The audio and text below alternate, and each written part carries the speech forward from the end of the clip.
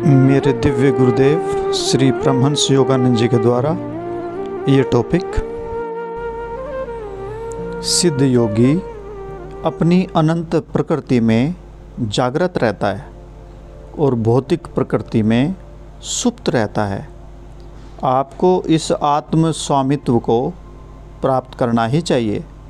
अपना सारा समय संसार को देकर स्वयं को मूर्ख मत बनाइए।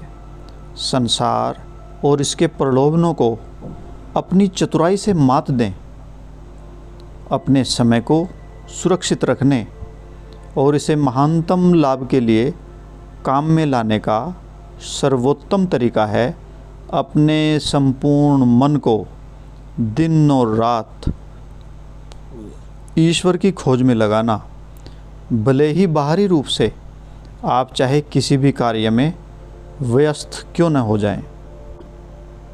जैसा भगवान श्री कृष्ण ने भगवत गीता में लिखा कि समस्त जीवों के लिए जो रात्रि है वह अपने पर स्वामित्व प्राप्त व्यक्ति के लिए ज्योतिर्मय जागृति है, और जो साधारण मनुष्य के लिए जागृति है वह परमात्मा को तत्व से जानने के लिए रात्रि है, निद्रा का समय है।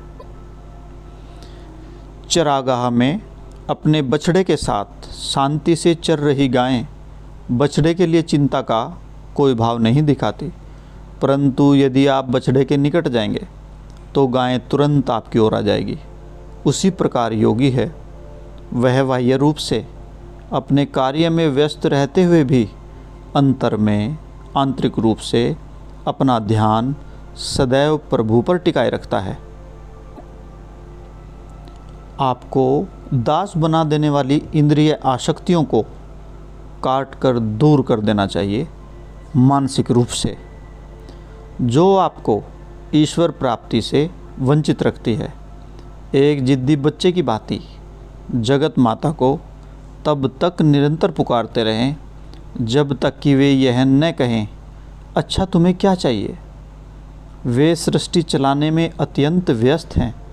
वे तुरंत उत्तर नहीं देती, परंतु नटखट बालक के लिए जो उसके लिए रोता ही रहता है वे आ जाएंगी। जगत माता आपको अपने पास वापस बुलाने के लिए बहुत आतुर है, परंतु पहले आपको उन्हें यह सिद्ध करना होगा कि आप केवल उनको ही चाहते हैं।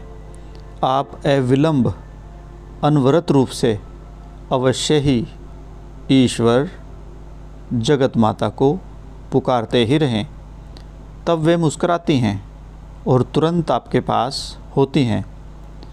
दिव्य आत्मा पक्षपात नहीं करती।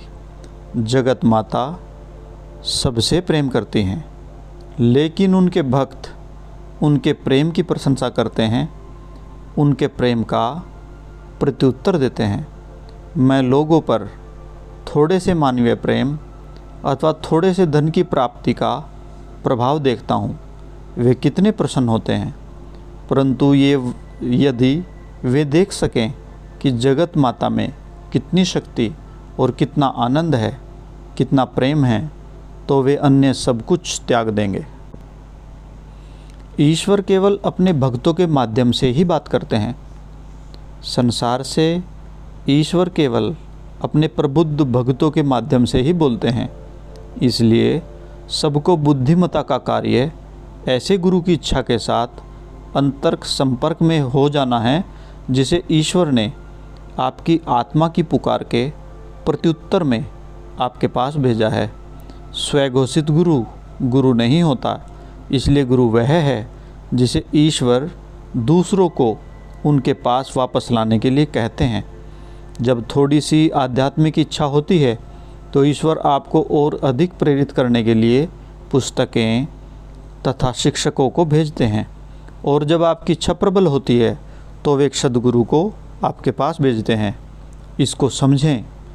स्वयं को गुरु के समक्ष समर्पित करने से, प्रश्न पूछने से, गुरु और अपने आंतरिक बोध और गुरु की सेवा करने से वे संत जिन्होंने सत्य की प्राप्ति कर ली है तुझे भी ज्ञान प्रदान करेंगे।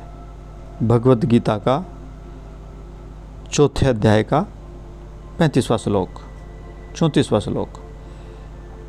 ऐसे भी शिक्षक होते हैं जो सदा अपने अनुयायियों से आशा रखते हैं कि वे उनके ही इशारे पर नाचें, तुरंत आज्ञा पालन के लिए तैयार रहते हैं, और यदि वे ऐसा नहीं करते तो शिक्षक नाराज़ हो जाते हैं। परंतु एक आध्यात्मिक शिक्षक जो ईश्वर को जानता है और वास्तव में एक सद्गुरु है, वह स्वयं को एक शिक्षक के रूप में बिल्कुल भी नहीं सोचता। वह प्रत्येक व्यक्ति में ईश्वर की विद्यमानता को देखता है, और यदि कुछ शिष्य उसकी इच्छाओं की अवहेलना करते हैं तो वह बुरा भी नहीं मानता।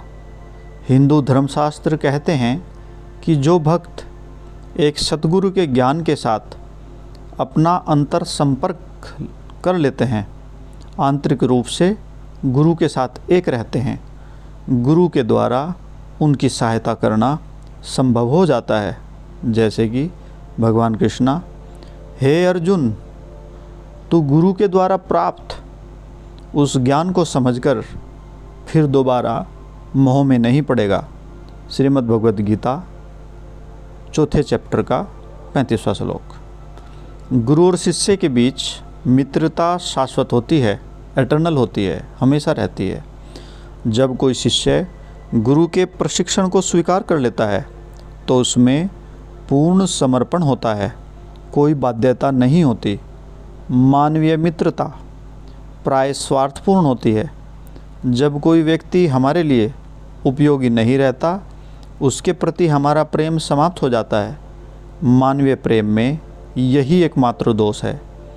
पर दिव्य मित्रता में, दिव्य प्रेम में, जो कि भौतिक रूपों से नहीं बल्कि आध्यात्मिक नियमों द्वारा बंधा होता है, एक पारस्परिक दायित्व की चेतना रहती है। जब आप किसी को समझने का प्रयत्न करते हैं तो उसे प्रसन्न करना सरल हो जाता है, परंतु जब आप समझने का प्रयत्न ही नहीं करते तो सामंजस्य रखना असंभव हो जाता है। मैं अनजान लोगों के साथ भी मेल रख सकता हूँ, परंतु मैं उनकी अधिक सहायता कर सकता हूँ जो मेरे साथ आंतरिक रूप से एक होते हैं। मैं कभी किसी को ठेस पहुँचाना नहीं चाहूँगा। मैं सभी को प्रसन्न करना चाहता हूँ, उनकी गलत इच्छाओं को स्वीकार करके नहीं, बल्कि उन्हें अपनी अच्छी आकांक्षाओं की ओर प्रेरित करके, जिससे कि वे वास्तव में ही ईश्वर की चेतना में रह सकें। जो ईश्वर से प्रेम करता है वह एक शिक्षक या गुरु बनने में कदापि प्रसन्न नहीं हो सकता। वह जानता है कि ईश्वर ही एकमात्र गुरु हैं। मैं आपके चरणों की धूलि के समान अनुभव करता हूँ। आप में से प्रत्येक में मैं उस सर्वव्यापी परमात्मा को देखता हूँ। इसी अनुभूति के कारण, इसको अनुभव करते हुए मैं ऐसा कहता हूँ।